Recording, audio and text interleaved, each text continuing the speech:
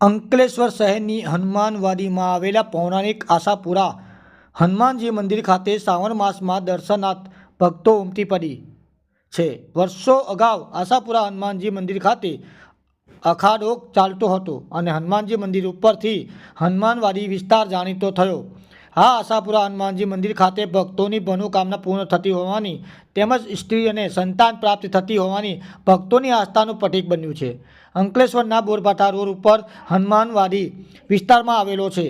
આ હનુમાનવાડી વિસ્તાર વર્ષો અગાઉ અવાવરૂ જગ્યા હતી. આ સ્થાન ઉપર વર્ષો પૂર્વ ભગવાન હનુમાનજીના પ્રગટ થયા હતા અને હનુમાનજીની મૂર્તિ મળી આવી હતી. બાદ ભક્તોએ મંદિરનું નિર્માણ કરી શાસ્ત્રો વિધિ સાથે પૂજન અર્ચના અને હોમ વહન કરી ભગવાન હનુમાનજીની મૂર્તિની સ્થાપના કરી હતી. ભક્તોની આશા પૂર્ણ કરતા હોવાથી આ મંદિર આશાપુરા હનુમાનજી તરીકે પ્રચલિત થતા અને આશાપુરા હનુમાનજી મંદિર ખાતે ભક્તોની દર્શનાર્થ આવી પોતાની બધાની બાધા તેમજ માનતા રાખતા હતા અને તેઓને મનોકામના પૂર્ણ થતી હતી. સમય જતાં જ આ વિસ્તારોનો જતા ભગવાન હનુમાનજી નામ ઉપરથી આજે આ સ્થળ હનુમાનવાડી તરીકે જાણીતું થયું. સમયની સાથે ભક્તોએ મંદિરનો જીર્ણોદ્ધાર કરી ભવ્ય મંદિરનું નિર્માણ કર્યું. અગાઉ આ મંદિર ખાતે કંચનલાલનો અખાડો ચાલતો હતો. અખાડામાં પહેલવાનનો કુસ્તીના દાવ કરનાર હતા તેમજ રમતગમત સહિતના દાવ શીખવામાં આવતા હતા.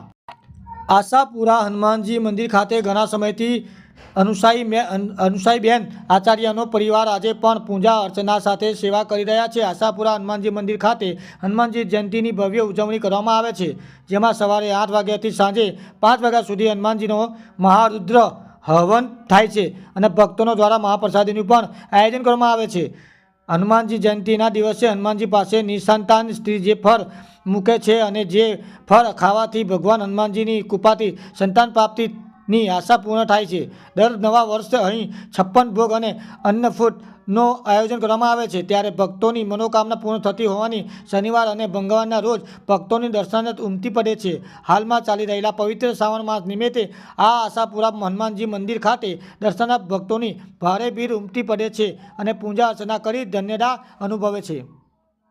મારું નામ મિતેશ કુમાર ભાલચંદ્ર આચાર્ય છે. હું અહીંયા હનુમાનવાડીમાં જ રહું છું અને દર શનિવારે કે મંગળવારે આ મંદિરમાં દર્શન કરવા માટે આવું છું અને ઘણા શ્રદ્ધાળુઓ આ મંદિરમાં દર્શન કરવા માટે આવે છે અને એમની મનોકામના પૂર્ણ થાય છે. મારું નામ રુદ્ર આચાર્ય છે. હું હનુમાનવાડીમાં રહું છું. અહીંયા આશાપુરા હનુમાનજી વિરાજમાન છે. આ એરિયાનું નામ પણ એમના નામથી જ હનુમાનવાડી તરીકે ઓળખાય છે. આ વર્ષો પુરાણું મંદિર છે. અહીંયા પહેલાં કંચનભાઈ શ્રીનો અખાડો પણ હતો.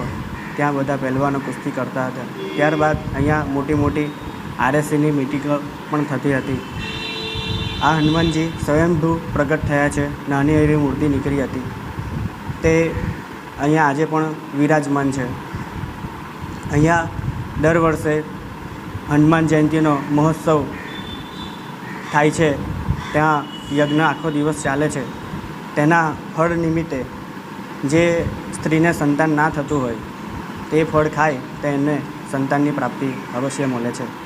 અહીંયા હાલ શ્રાવણ મહિનો ચાલે છે. સૌ ભક્તો આવે છે.